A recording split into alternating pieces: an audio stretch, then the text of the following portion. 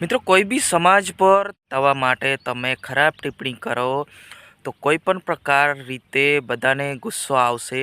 મિત્રો કોઈ બી સમાજ હોય એ સમાજ પર બિલકુલ બી ના આવવું જોઈએ।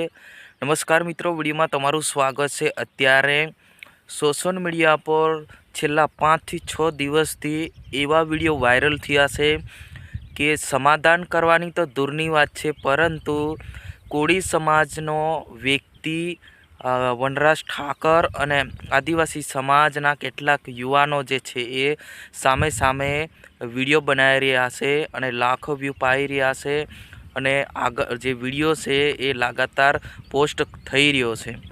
તો તમામ આદિવાસી ક્રિએટરો કે ગમે જે સમાજના ક્રિએટરો હોય, આ જે વનરાજભાઈ ઠાકોર નામનો વ્યક્તિ જે છે એ વિડીયોની અંદર એવા શબ્દોનો ઉપયોગ કરે છે કે ભાઈ તમે વિડીયો સાંભળો તો દરેકને ગુસ્સો આવી જાય।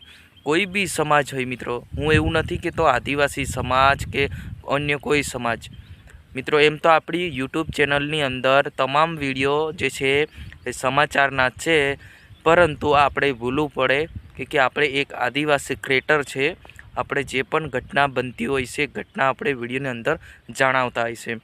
હું કોઈનું વિરુદ્ધ નથી કરતો, પરંતુ આ ભાઈ જેની સાથે એ ભાઈનું જેને જે કરવું હોય એ કર, પરંતુ સમાજ પર આવીને આવી રીતના શબ્દનો ઉપયોગ બિલકુલ ના કરતો ભાઈ।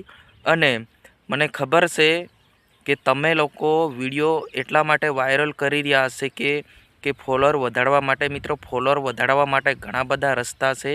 પોતાના દમથી તમે ફેમસ થાઓ, પોતાના દમથી તમે વિડીયો બનાવો તો ફોલોઅર વધવાને ઘણા બધા રસ્તા છે, પરંતુ તમે સમાજ પર આવીને આવી અભદ્ર ટિપ્પણી કરીને તમે સોશિયલ મીડિયા પર મેં એ ભાઈની આઈડી જોઈ, તમામ વિડીયો છે ભાઈ આવા જ ગાલી ચોકીવાળા જ બધા વિડીયો છે।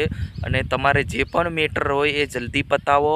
અને આના વિરુદ્ધ ઘણી જગ્યાએ લોકો વિરોધ પણ કરી રહ્યા છે, ખાસ કરીને તો દાહોદમાં આ ભાઈને પોલીસ સ્ટેશનનો ગુનો પણ દાખલ કરવામાં આવ્યો છે, પરંતુ એમની ઉપર કોઈ પણ પ્રકારની હજુ સુધી કાર્યવાહી નથી થઈ।